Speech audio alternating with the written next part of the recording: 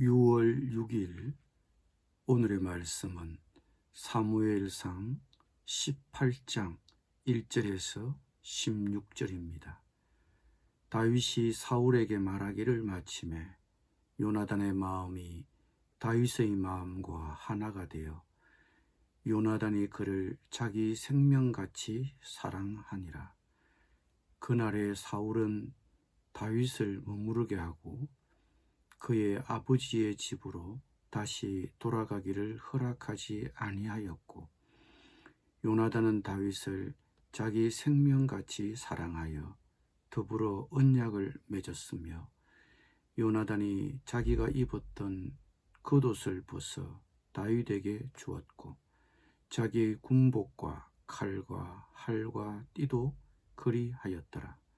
다윗은 사울이 보내는 곳마다 가서 지혜롭게 행하며 사울이 그를 군대의 장으로 삼았더니 온 백성이 합당히 여겼고 사울의 신하들도 합당히 여겼더라. 무리가 돌아올 때 곧 다윗이 블레셋 사람을 죽이고 돌아올 때에 여인들이 이스라엘 모든 성읍에서 나와서 노래하며 춤추며 소고와 경제를 가지고 왕 사울을 환영하는데, 여인들이 뛰놀며 노래하여 이르되 사울이 죽인 자는 천천히요 다윗은 만만히로다 한지라. 사울이 그 말에 불쾌하여 심히 노하여 이르되 다윗에게는 만만을 돌리고 내게는 천천만 돌리니 그가 더 얻을 것이 나라 말고 무엇이냐 하고 그날 후로 사울이 다윗을 주목하였더라. 그 이튿날 하나님께서 부리시는 악령이 사울에게 힘있게 내림에 그가 집안에서 정신없이 떠들어대므로 다윗이 평일과 같이 손으로 수금을 타는데 그때에 사울의 손에 창이 있는지라.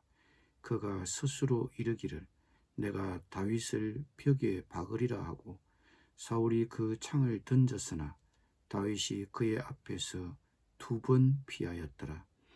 여호와께서 사울을 떠나 다윗과 함께 계심으로 사울이 그를 두려워한지라. 그러므로 사울이 그를 자기 곁에서 떠나게 하고 그를 천부장으로 삼으매 그가 백성 앞에 출입하며 다윗이 그의 모든 일을 지혜롭게 행하니라. 여호와께서 그와 함께 계시니라. 사울은 다윗이 크게 지혜롭게 행함을 보고 그를 두려워하였으나 온 이스라엘과 유다는 다윗을 사랑하였으니 그가 자기들 앞에 출입하기 때문이었더라. 아멘.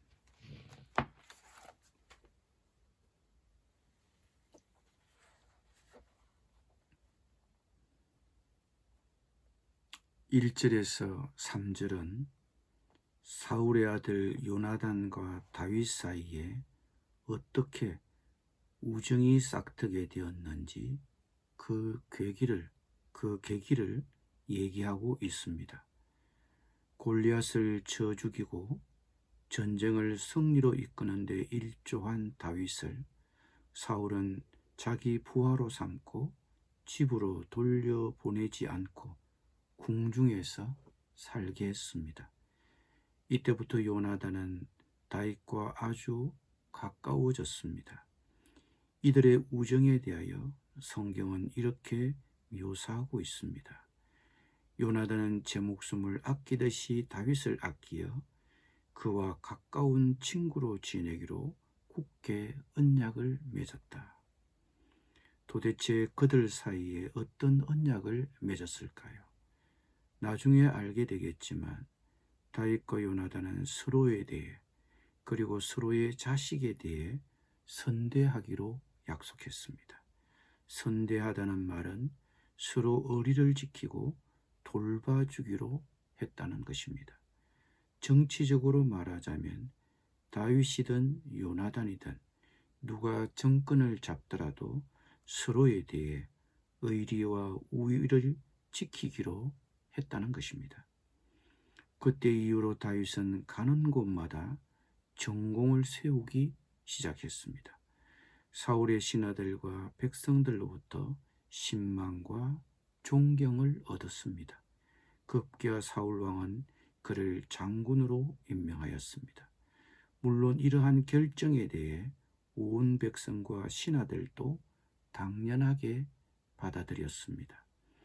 그러나 여기서부터 다윗의 인생은 곤두박질 치게 됩니다. 다윗이 전쟁에서 이기고 개선할 때마다 개선 군인들을 환영하는 여인들의 환호와 노래가 화근이 되었습니다. 사울은 수천 명을 죽이고 다윗은 수만 명을 죽였도다. 사울 왕을 한영하는 노래 같지만 실상 한영의 주인공은 다윗이었습니다. 이 노래를 들은 사울 왕은 마음이 불편했습니다. 그래서 속으로 생각했습니다. 사람들이 다윗에게는 수만 명을 돌리고 나에게는 수천 명만을 돌렸으니 이제 그에게 더 돌아갈 것은 이 왕의 자리밖에 없지 않느냐. 자신의 왕위에 대한 위협을 느낀 것입니다. 그날 이후로 다윗은 정치적으로 요주의 인물이 된 것입니다. 그런데 바로 이튿날 악한 영이 사울 왕에게 내렸습니다. 그러자 다윗은 악신에 시달리는 사울 왕을 위해 수금을 연주했습니다. 실은 다윗이 전쟁터에서 전투에 참가하기 전에 악신에 시달리던 사울 왕을 위해 음악 치료를 하고 있었습니다. 예전에는 다윗이 수금을 타면 수금 연주를 듣고 사울을 괴롭히던 악신이 물러나고 사울의 마음이 진정되곤 했습니다. 그런데 이날만은 다윗의 수금 연주가 효력이 없었나 봅니다. 정신없이 소리를 지르던 왕은 다윗에 대한 적개심이 타올라 가까이 있던 창을 잡아 사울을 향하여 던졌습니다. 그것도 두 번씩이나. 그러나 그때마다 다행히 다윗은 그 창을 용케 피했습니다. 악신에 시달리던 사울 왕은 마음이 불안했습니다.